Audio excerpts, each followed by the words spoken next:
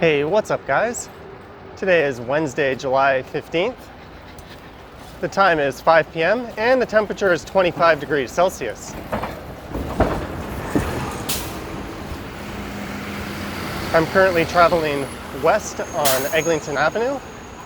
This is Yonge Street I'm approaching.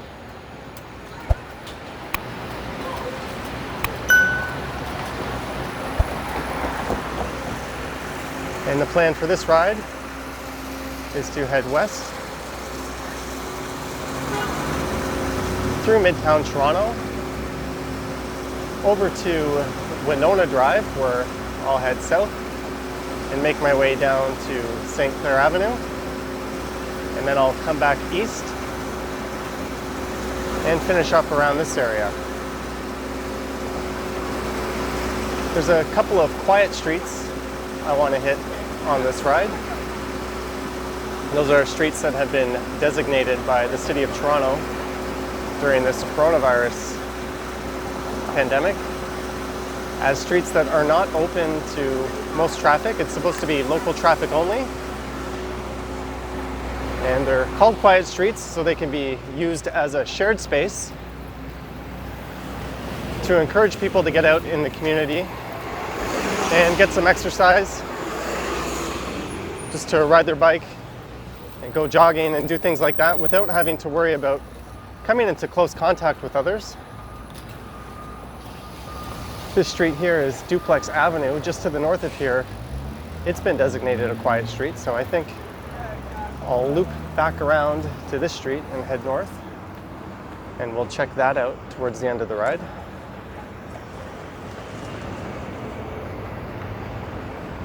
The city implemented these quiet streets in the middle of May.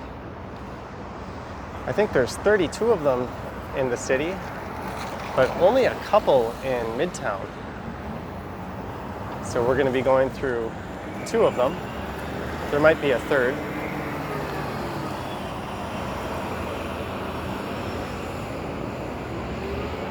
All this construction here is for the Eglinton Crosstown LRT line they're building. It's been under construction for about a decade, and it's supposed to open sometime in 2022, but I'll certainly believe that once I see it.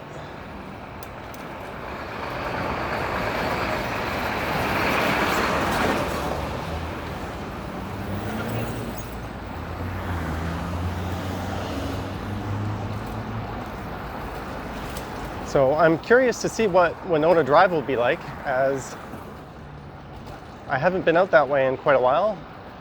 And I've never really seen it or seen too many of these quiet streets other than Duplex Avenue, which is where I live. So it'll be interesting to see if the residents are using it. Got a tight squeeze here with the bus, I might as well hang off to the side and let the traffic pass before I merge over. There we go.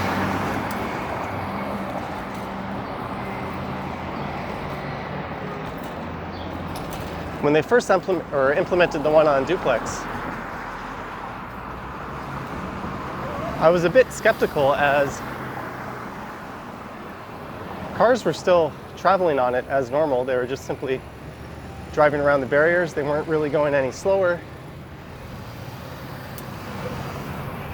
And they were still using it to pass through the neighborhood. And people were mostly occupying the sidewalks. But in time, more and more people have started to use the streets. You're starting to see families on their bikes. They're able to fan out rather than ride single file on the side of the road. And the traffic is adjusted. Cars seem to be going a lot slower through them and demonstrating more patience. So overall, I'd say it's been quite the success. And if next spring rolls around and we're still dealing with this, or if we're no longer dealing with this COVID situation, I think people are going to be quite sad to see if they're no longer implemented. This is Avenue Road and Avenue Station that they're building on the right here.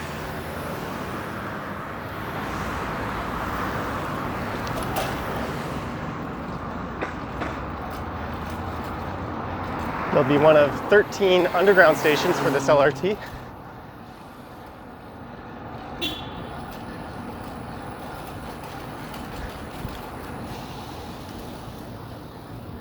We'll be passing through a few more stations that are currently under construction.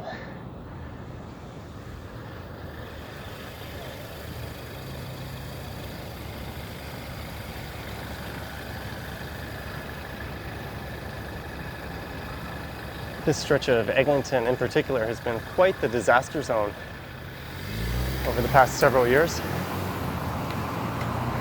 A lot of local businesses have suffered quite a bit because of the construction. A number of them have gone under, such as Yitz's Deli, which we just passed. And this coronavirus situation really isn't helping.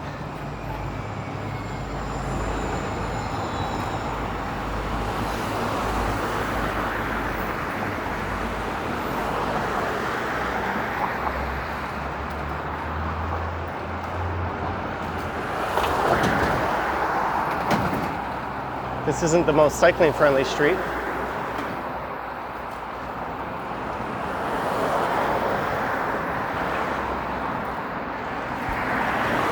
But as with most major roads in the city, there are safer alternatives that run parallel to it on the north and south. So if you are coming across this way and you don't feel like dealing with this,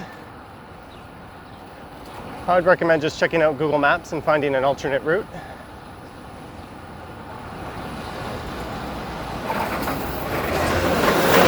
Ooh. That could have been trouble if I hit that thing at full speed and didn't see it. This, I believe, will be Chaplin Station, as this is Chaplin Crescent straight ahead.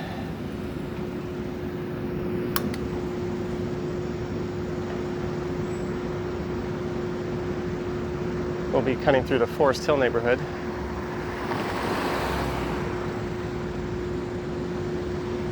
And just up and over this hill will be Bathurst Street, where there will be another LRT station.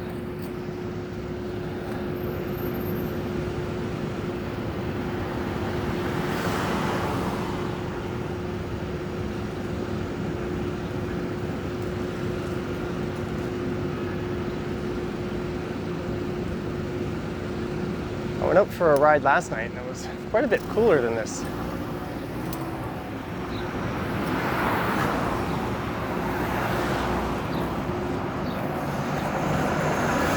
I didn't bring my camera with me, but I did bring this microphone as I'm still tinkering with it, but I think I finally got it dialed in.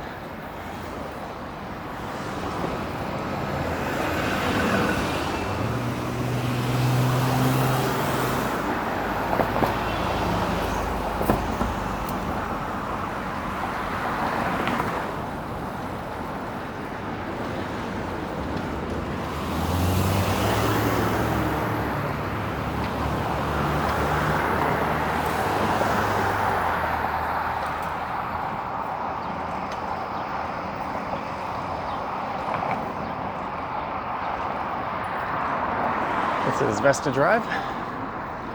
Thankfully, we didn't catch a red light there. That's not a place I'd like to break my momentum.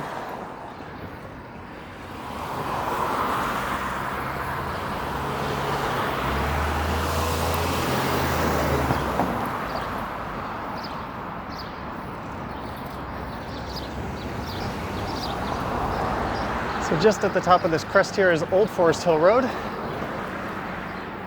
which you could take right into the North Forest Hill neighborhood. South Forest Hill is down to the left. There's a lot of big fancy homes.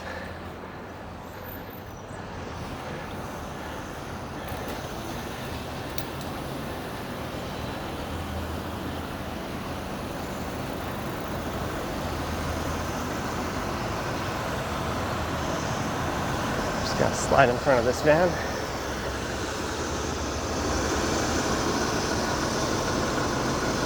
Traffic seems okay past this intersection. So this is Bathurst Street we're approaching.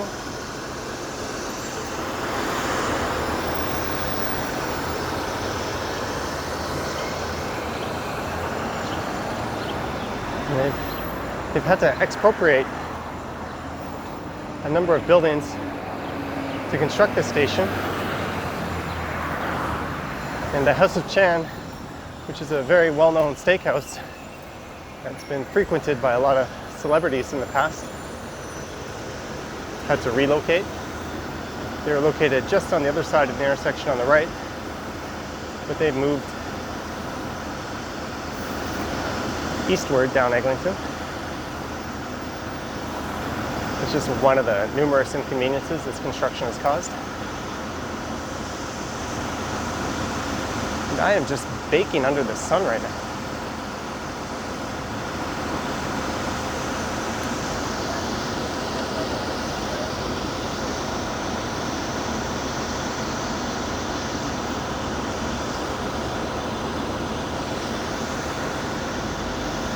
So I'm going to try to turn left on Winona Drive. It should be just past Eglinton West Station up here.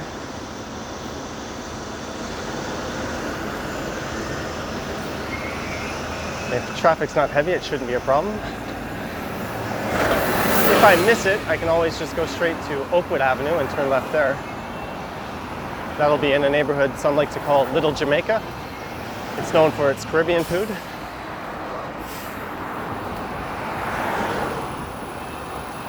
That's the station on the right I'm passing, and the former home of the House of Chan.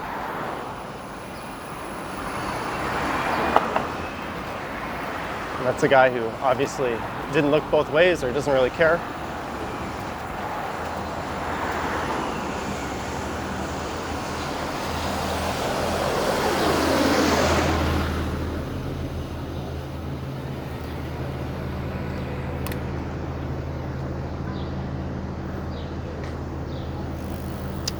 There's a red light runner.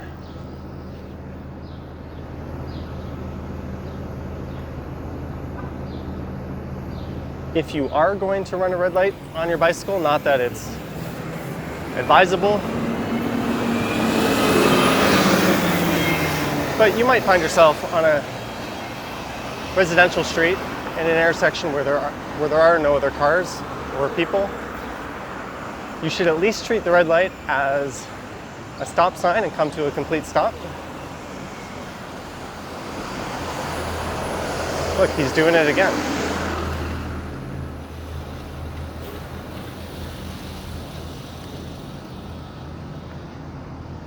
And just up here is a bit tricky because the road splits into two. The right side will feed onto the Allen Expressway, and the left side will stay the course on Eglinton, so I need to be over to the left. So I'm going to take the lane here and signal my way over. And Mr. Red Light Runner, oh, I thought he was going to hop up onto the sidewalk there, but he obviously wasn't able to anticipate the split. The sign there says Allen Road North, where bicycles aren't allowed.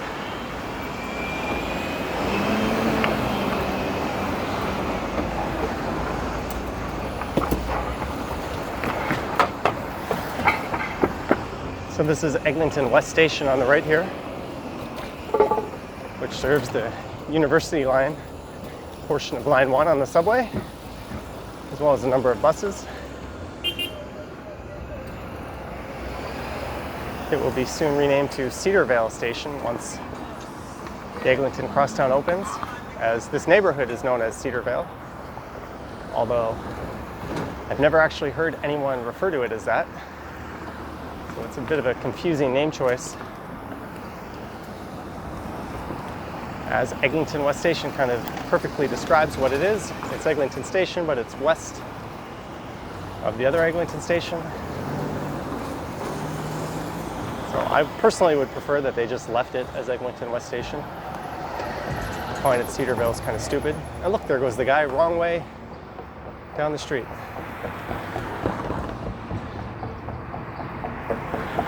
How not to ride a bicycle by that guy. The only thing left for him to do is to hop up on the sidewalk and ride down that.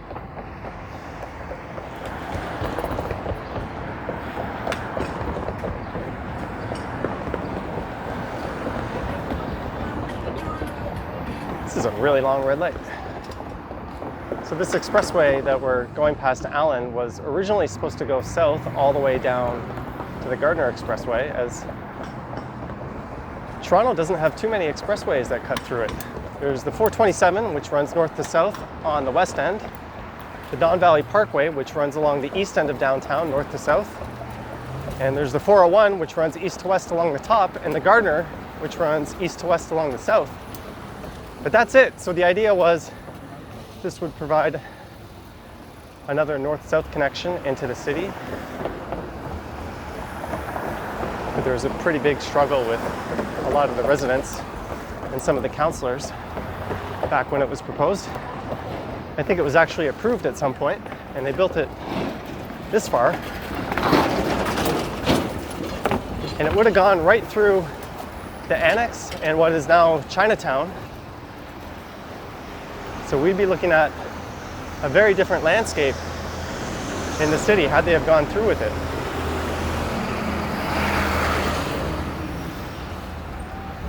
So this right here on the left is Winona Drive, which should be designated as a quiet street. There it is, there's barriers in front of it. Just when I get the chance, I'll try to safely make a left turn. I'm just gonna follow this car through. There's a sign, local traffic only. And we are traveling south. I haven't been on this street in quite a while on my bicycle.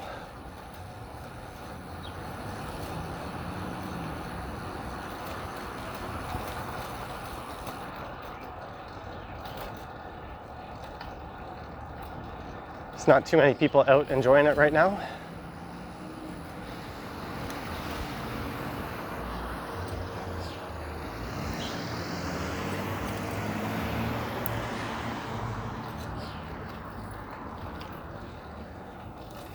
I imagine it might be a bit busier after dinner time at some point.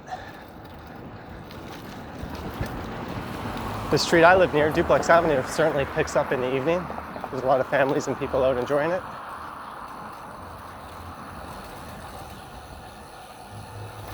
But the configuration is pretty much the same as this.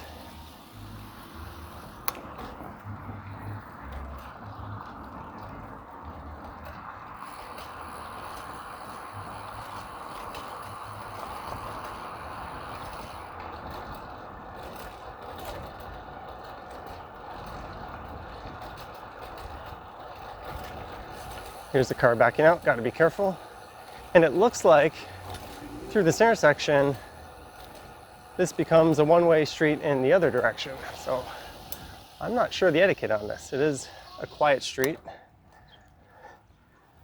but I still don't think you should be going the wrong way on a one-way street on a bicycle. So I think I can detour around it here. This is Alameda Avenue. Never heard of this street, but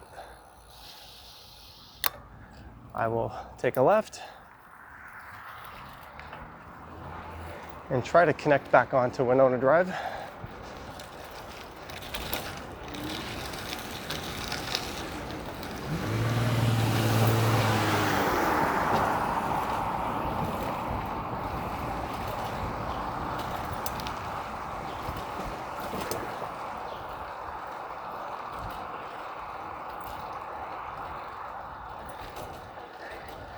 So we're heading down towards the St. Clair and Bathurst neighborhood, which would be considered the western side of Midtown Toronto. Where we started would have been sort of the east to central side of it. Okay, so this is Vaughn Road. Vaughn Road cuts diagonally across this area, so I should be able to make a left here.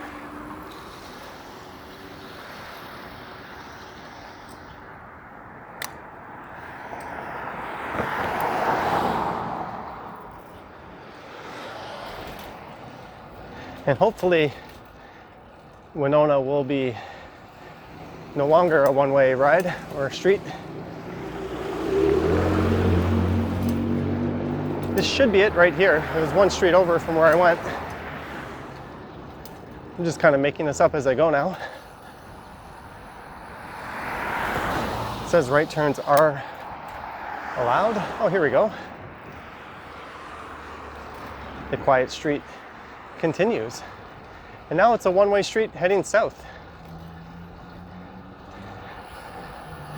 I guess that's one way to prevent cars from taking this as a shortcut from St. Clair up to Eglinton. They probably want to funnel that traffic onto the more major streets like Oakwood, Vaughn Road, and Bathurst.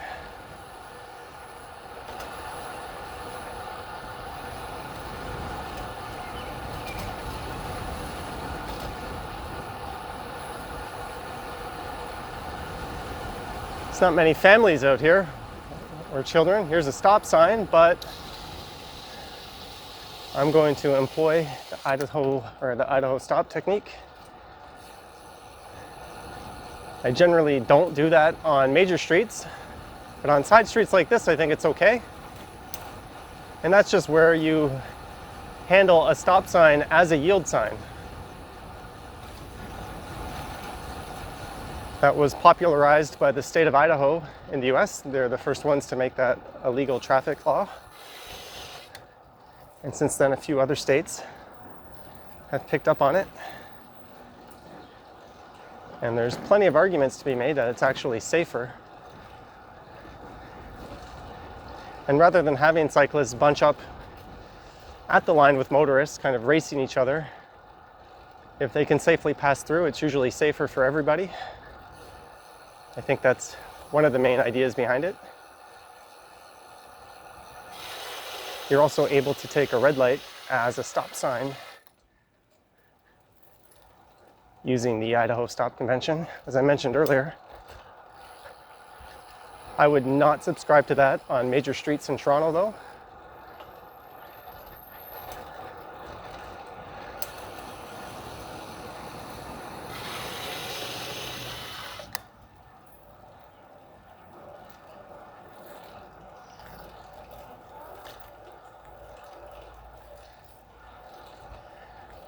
So that little bend we went around was all Winona Drive. The street didn't change. And straight ahead here should be St. Clair Avenue West.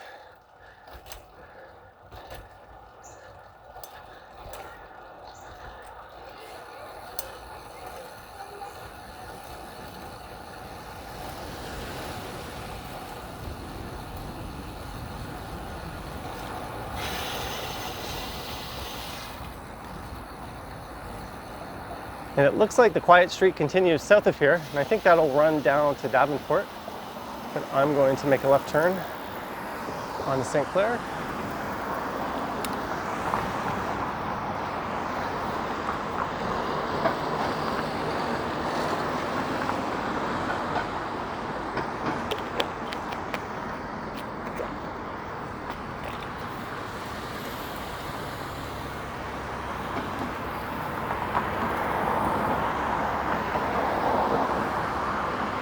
I believe this is part of the Corso Italia neighborhood, which is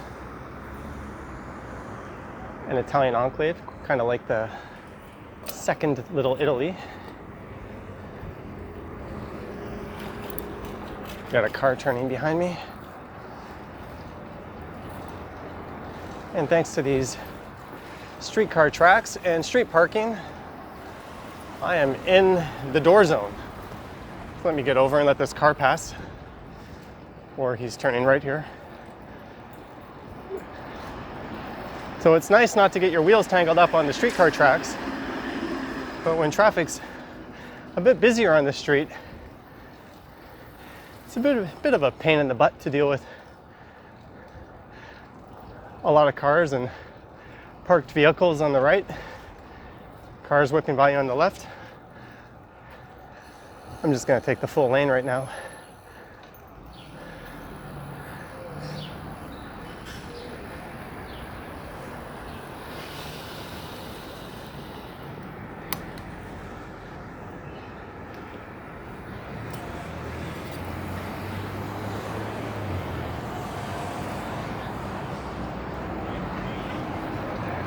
This dedicated streetcar way wasn't always here. It was constructed sometime in the mid-2000s, I believe. And when they introduced the new streetcars, which you might have seen roaming around the city in some of my other videos, they had to rebuild all of these stops because they weren't long enough to accommodate the new streetcars. So it was a bit of a bonehead move. Just on the right here is the stockyards I just went by. Some of the best hamburgers and probably the best fried chicken in the city. This is Christie Street, so if you take this down to the right, you'll be in Koreatown. And this car to me is much too close.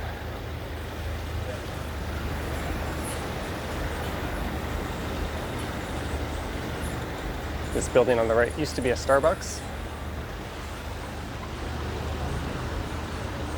I'm not sure why they left this location. It was always busy. And across the street used to be a place called World Class Baker, or a bakery that was well known in the area. So they lost a couple of cafes in this neighborhood.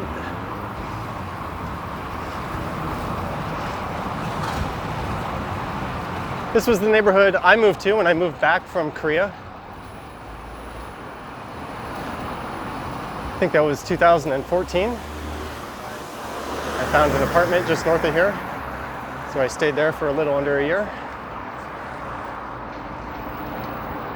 In my second day back in the country, this was in early March, I went out and bought this bicycle that I'm riding. And then a few days later we had a blizzard and I wasn't able to ride for a month.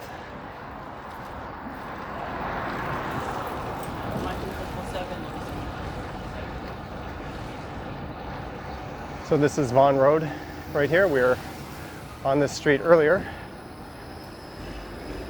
It cuts diagonally through this neighborhood.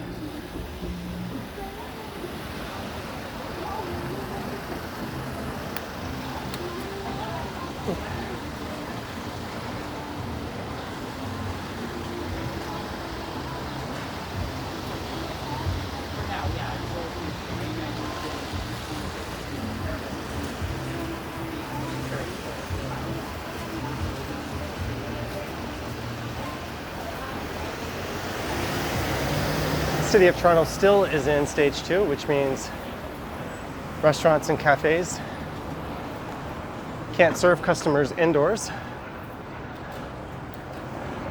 The rest of the province is moving on to stage 3 with a few exceptions. So hopefully we won't be too far behind them,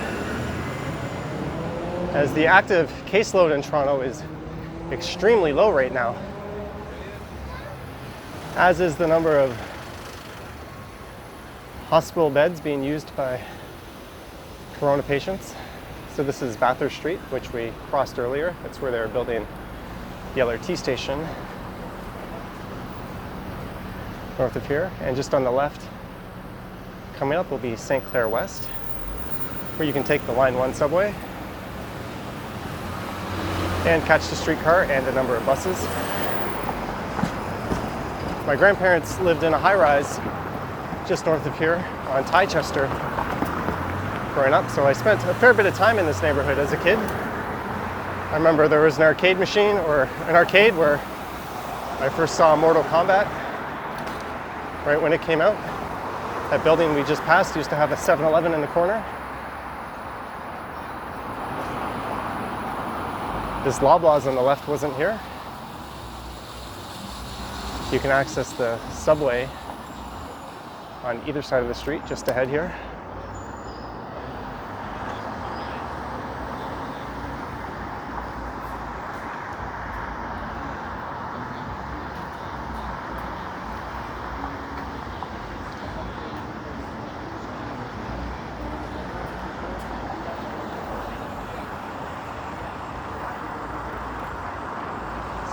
So this is kind of the south end of the Forest Hill neighborhood. I think what I'll do is I'll turn left on Avenue Road and I'll mostly head through residential streets. I'll find my way up to Duplex Avenue and we'll check out that quiet street, which I would anticipate would be a bit busier than Winona, which is the one we checked out earlier.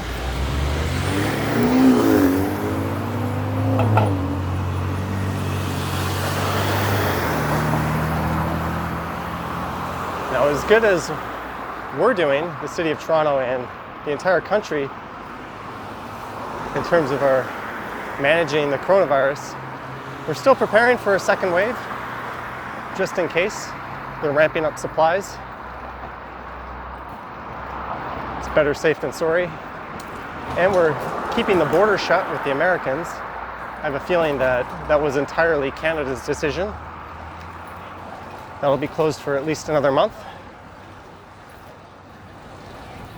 Although, if I were to place a bet, I would say it'll be closed for at least the remainder of the year, as the US, unfortunately, is going in the wrong direction. In fact, I'm willing to bet that we'll be able to travel to other countries this winter, but not the US. So this is Spadina Road.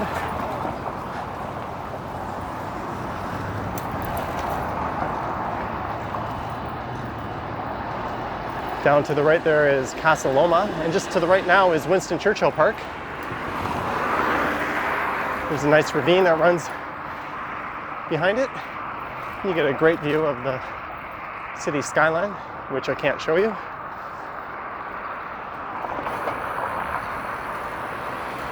So as I was saying with traveling, if you followed my channel for any period of time, you might have noticed that I do like to travel. Last November, I went to Taiwan and Korea, and then I went to Cambodia and Thailand just as this whole mess was unfolding at the end of January.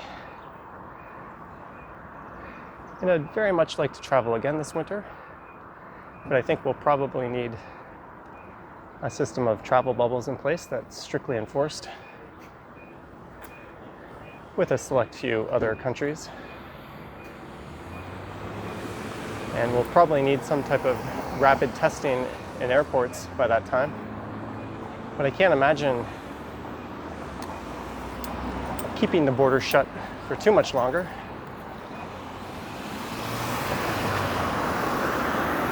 I think as a Canadian, I can travel abroad now if I wanted to, but coming back, I'd be subject to a 14-day quarantine.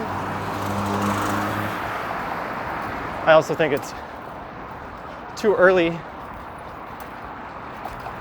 to be trying any travel plans, but hopefully in November or December I'll be able to go away.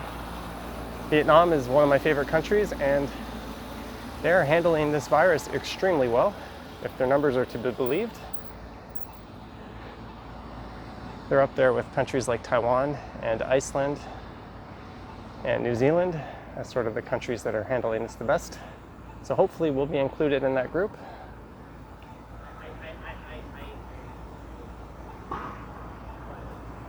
So straight ahead here is Avenue Road, which a week and a half ago I recorded a ride from north of the 401 all the way down south to the lake. It turns into University Avenue and a few other streets on the way.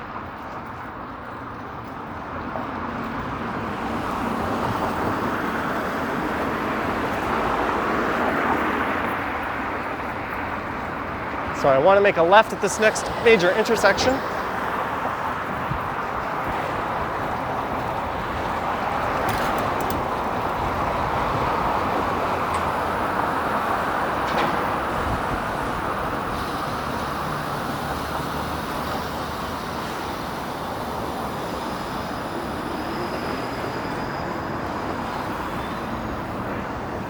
If you turn right here, this will take you down to the Annex and Yorkville neighborhoods and into downtown.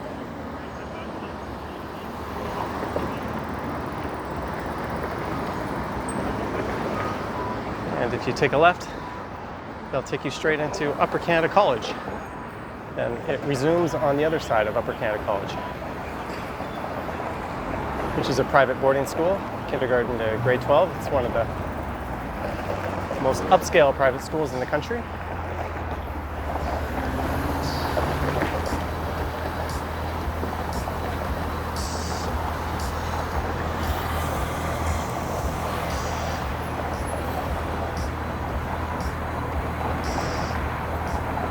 So once I turn left onto Avenue Road here, I'll make a right on one of the first few streets, and we'll we'll be back on less busy residential streets, and I'll find my way up to Duplex Avenue somehow.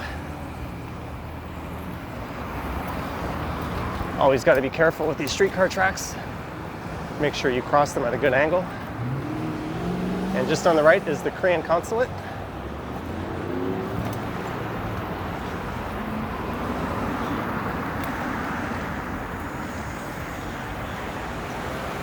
And if you can see the clock tower straight ahead, that is Upper Canada College. Avenue Road comes to an abrupt end right there. But this street will bend to the right and become Oriole Parkway, so it provides a nice detour around it. And this is Heath Street West. And I can't recall ever riding my bike down it, but here we go.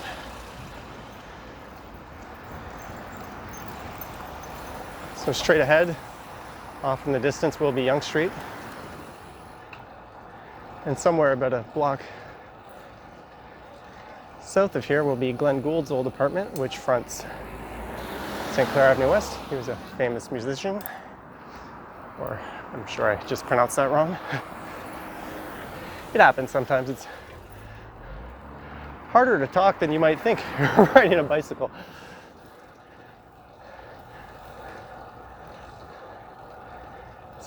When I'm recording stuff at home behind the mic and words come out wrong, I can always just redo it. But when you're doing a narrated walk or ride, you gotta just live with it however they come out.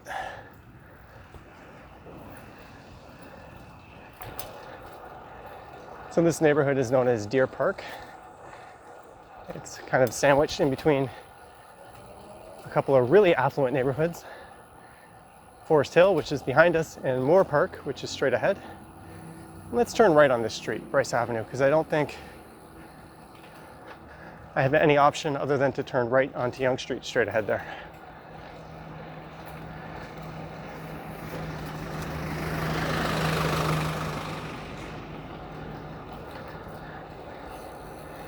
And this street here is Oriole. I think I'll make a right here.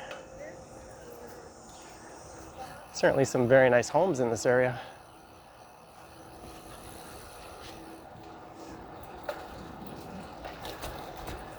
I'm sure a lot of these bigger detached ones are easily worth $2.5 million plus. So this street is Lawton, which is a nice alternative to Yonge Street. The problem is if you're heading north on Yonge Street, there's no way to turn left onto it. At least not legally.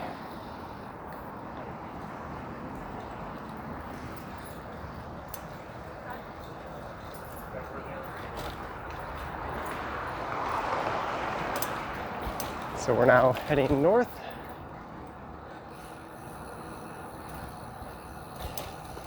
That's Yonge Street, that's parallel to us on the right. I'm gonna Idaho stop the stop sign. Just as that other cyclist did going past. So spare your pitchforks in the comments. I know a lot of people like to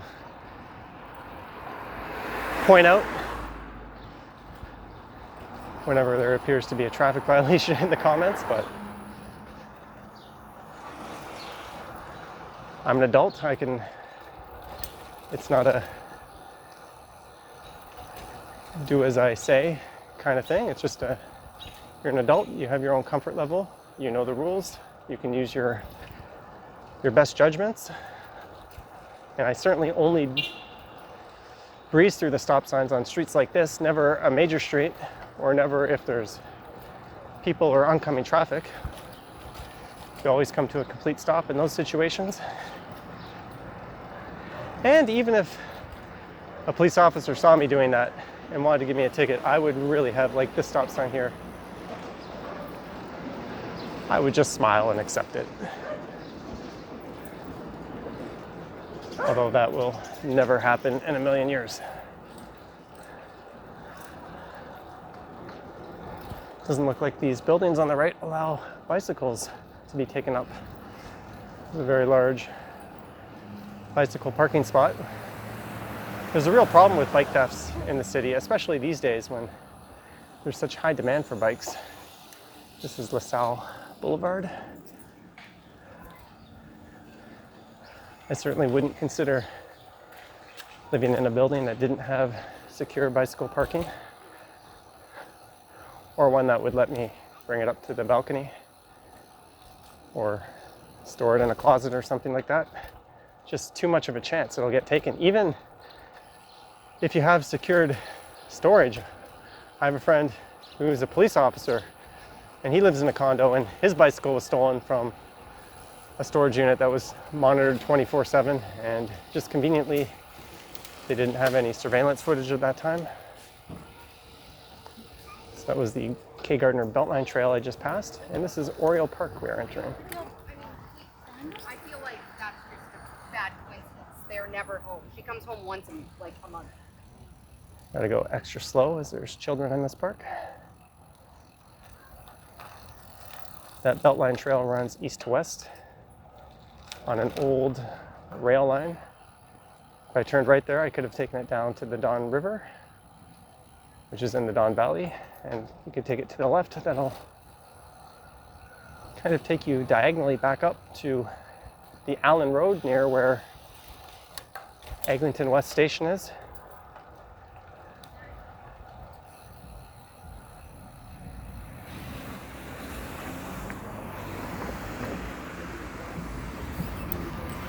No, you don't, truck. It's my right of way. You can see that pickup truck was trying to inch off the line. There's a police officer watching that intersection. Possibly could have baited that guy into a ticket.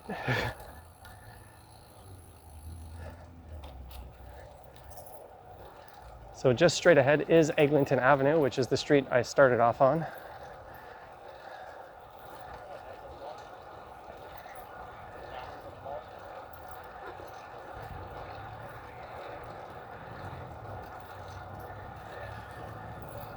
This is a very nice low-rise residential neighborhood.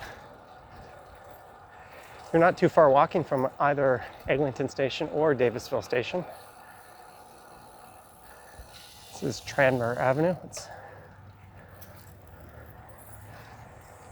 make a right here.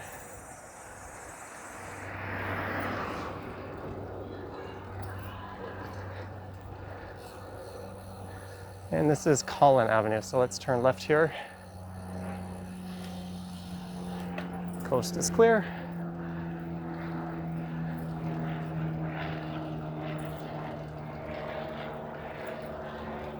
If you aren't comfortable riding on major streets like Yonge Street, Eglinton, or St. Clair, because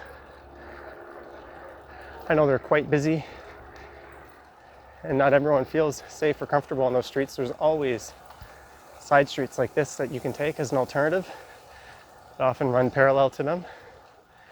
And they provide a much nicer, more pleasant riding experience.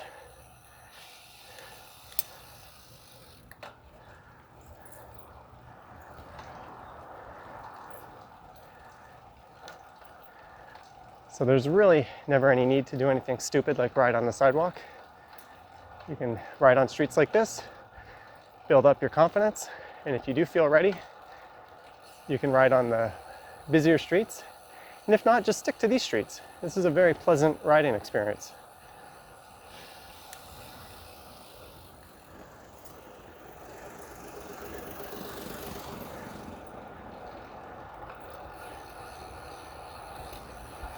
So this is Duplex Avenue coming up, so I'll turn left here and this will take us by Eglinton Station.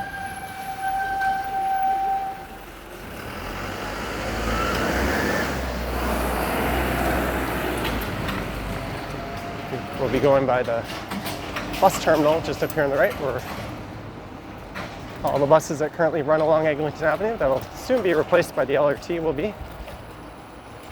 I'm not sure if there will still be a bus service along Eglinton, as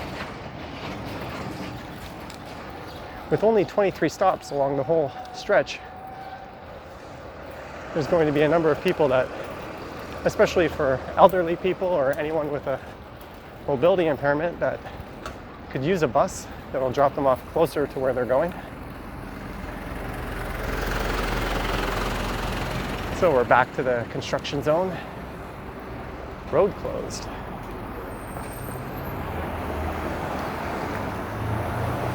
So I cannot go straight here.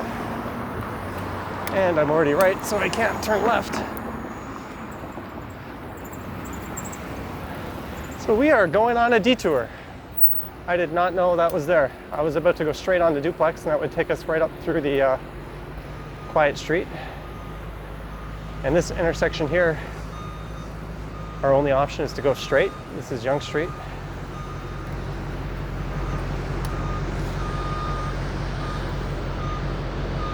You will still see cyclists turn at this intersection, but really you're subject to the same laws as cars, so I'm not going to do that. And yes, I catch the irony of treating stop signs as yield signs on smaller streets.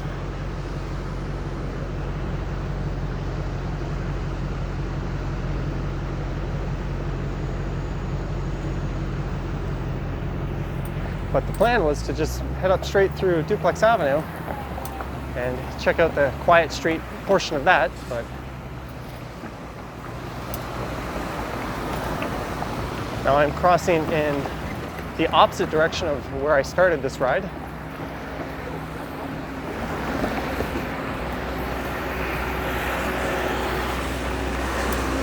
Through the construction disaster that is the intersection of Yonge and Eglinton.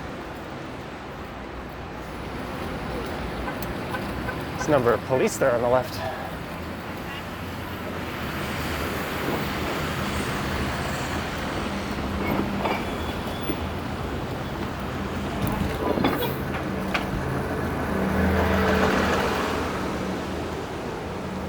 So this is the neighborhood where I live, Yonge and Eglinton.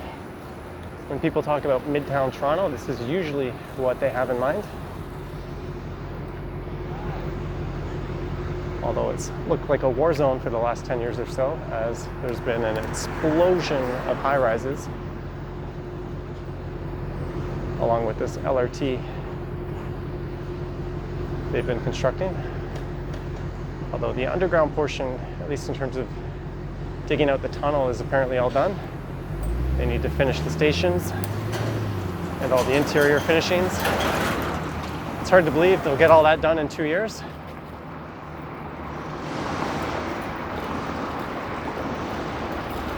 I'll be making a left turn just up here, which is why I'm keeping to the left lane.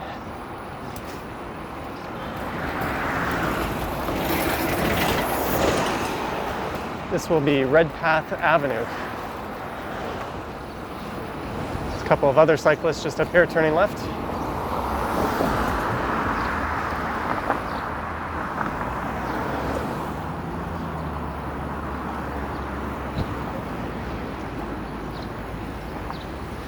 And we've hit a good bit of traffic here. And I don't have room to fit through like those other cyclists.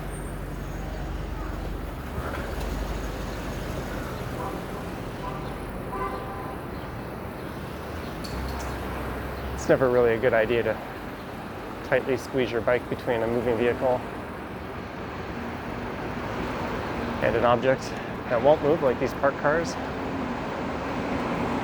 Any sudden swerve to the right, even just by a couple of inches, could pin you in.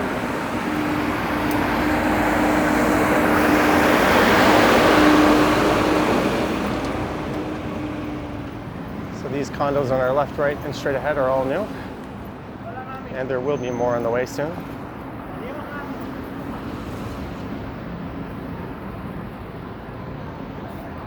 I might have room to fit up side here.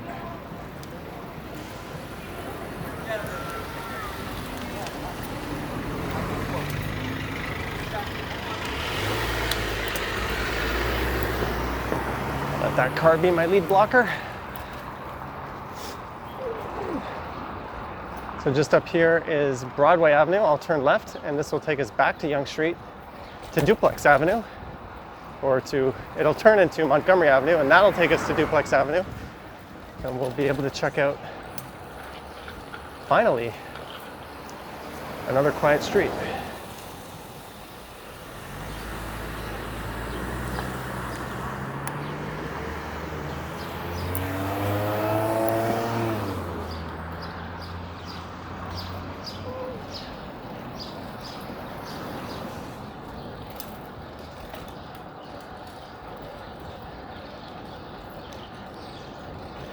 Not too long ago, this was almost entirely rental buildings in this area. Typically, this side of Yonge Street has been high-rise rentals, and the west side has been mostly low-rise, with a few exceptions, but lately there's just been condos springing up everywhere they can put them.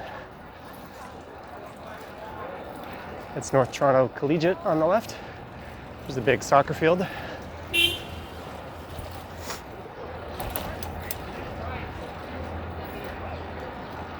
If that car honked at me, he can suck it.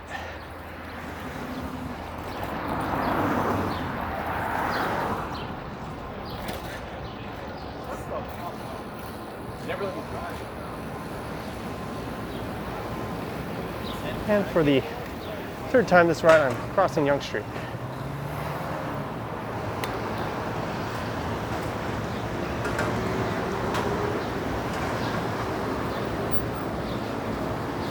This car in front is signaling to the right, so whenever you see that, you should stay behind. It's our recipe for getting hooked.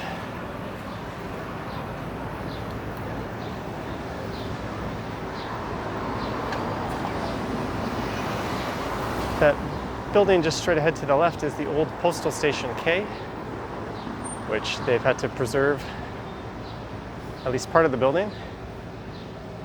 And they've built one of the few new purpose-built rental apartments in this area on top.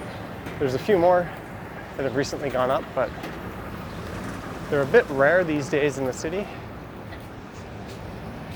The new development at Honest Ed's, where Honest Ed's used to be at Bathurst and Bloor, will be rental buildings.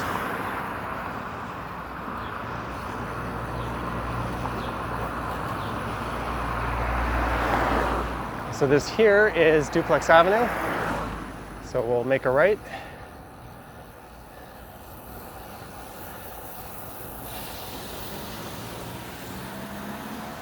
And we have found ourselves on another quiet street.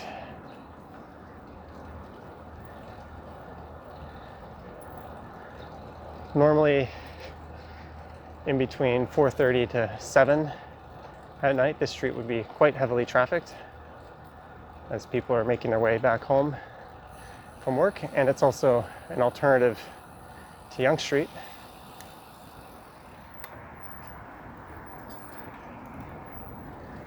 But it's been relatively quiet since this virus.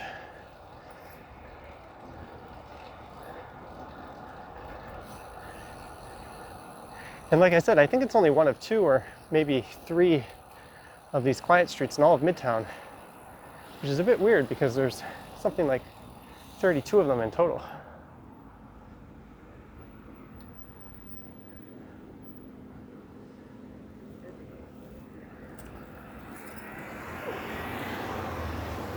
Local traffic only, so cars really shouldn't be passing through any more than a block or two and then turning off.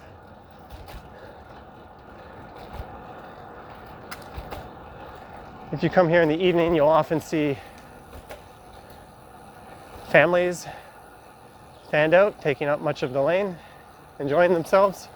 It's one of the few places you can do that on a public street. Drivers are relatively patient.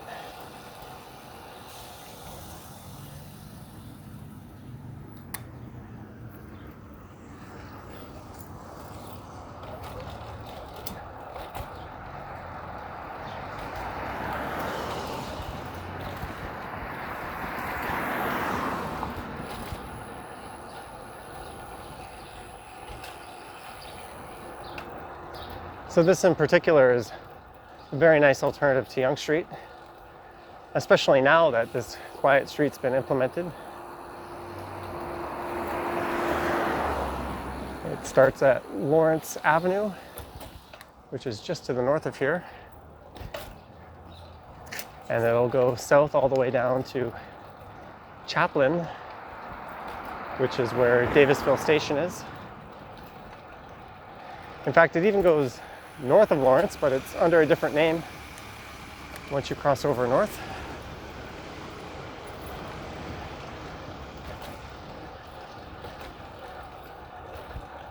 I was kind of expecting it to be a bit busier than this, but that's okay. I haven't really shown these streets on my channel yet, so I wanted to get a good look at them before they disappear.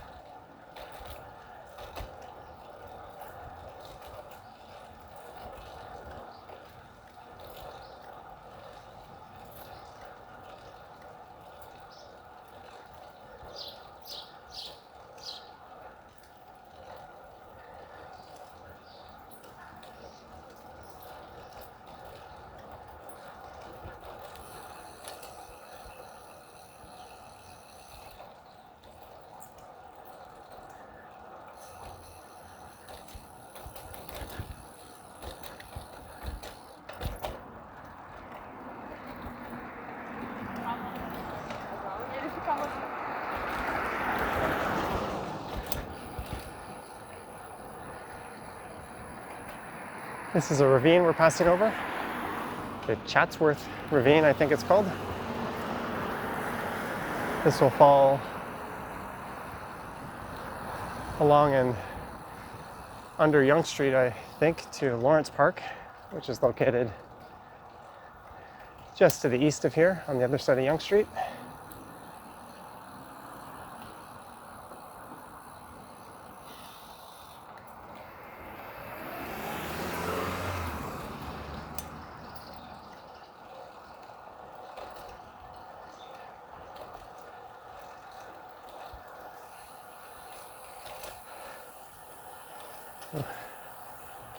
I'd like to drive through those sprinklers right now. Oh, so it looks like this quiet street continues north of Lawrence.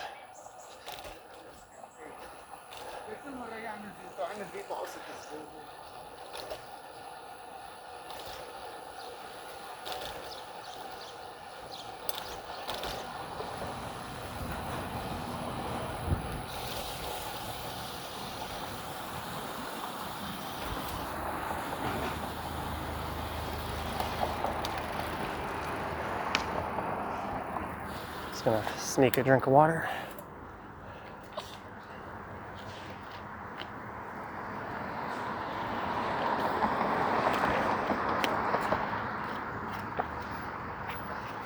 So what I'll do is I'll turn right onto Lawrence here and loop back up to, I think, Montgomery, and I'll call it a ride. That'll put us at over an hour.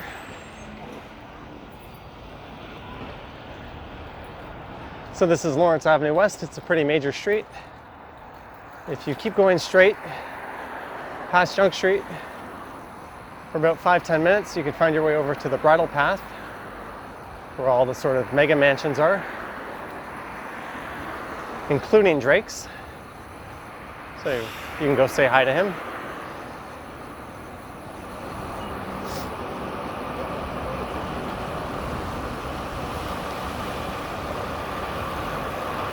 Just on the left is Lawrence subway station. I don't feel like squeaking right past this bus, so we'll just sit tight.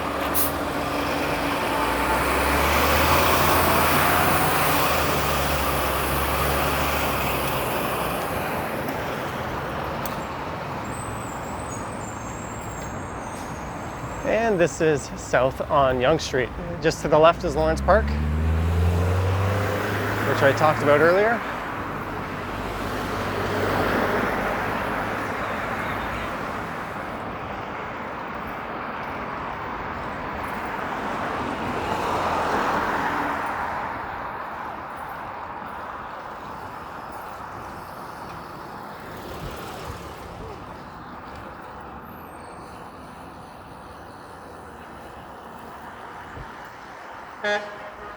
It's kind of nice to see Yonge Street at this time of day on a weekday. so dead, so to speak.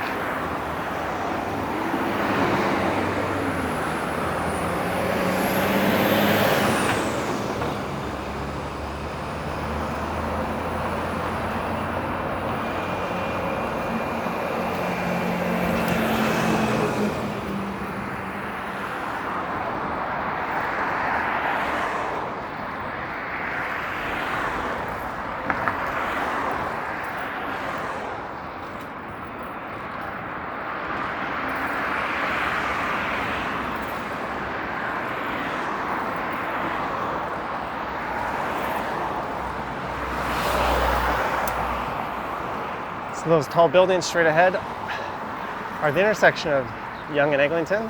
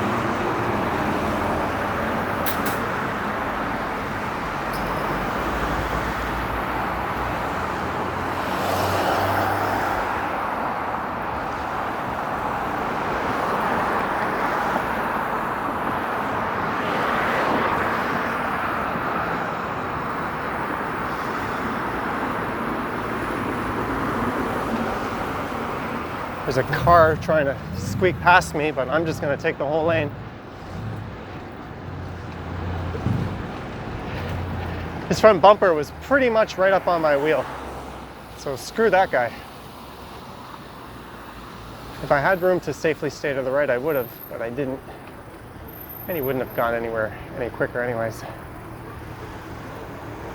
So just on the left here is where I often get my Domino's pizza. It's the kind of quality information you tune into these videos for, I'm sure.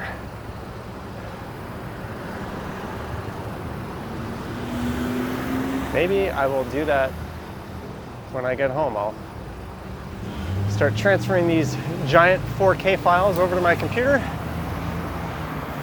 I'll hop into the shower, order up a pizza. There's the jerk that doesn't know how to space himself properly.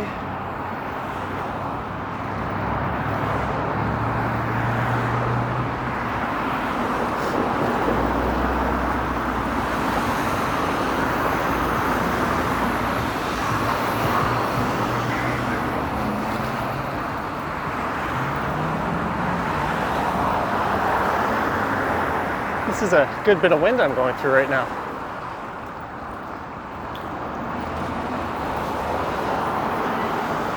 But I believe this new microphone should be able to handle it.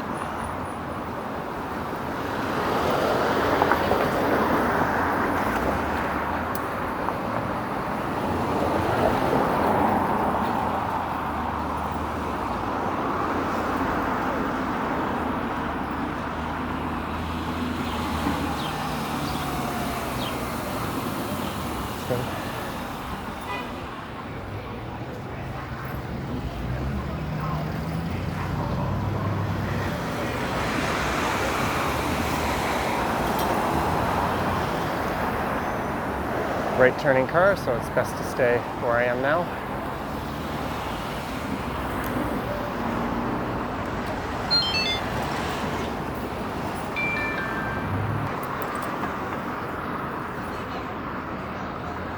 All right, so my battery picked a good time to die, just as I was about to finish the ride. I just swapped in a new one.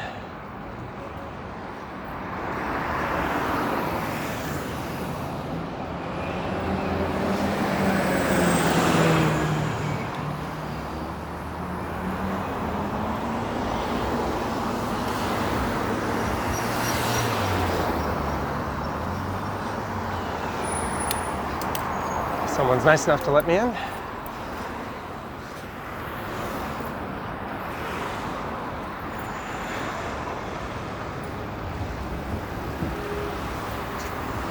So this is Montgomery Avenue,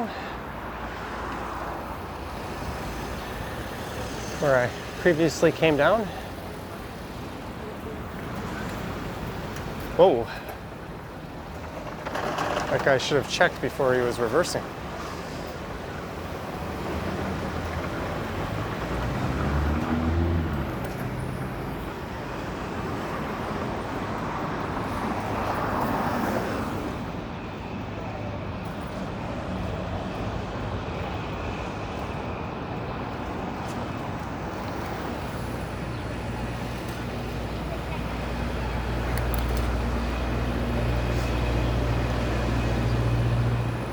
And here's where I'll call it a ride. So thanks for watching, guys. Leave me your thoughts in the comments down below. Stay safe, and I'll catch you on the next one.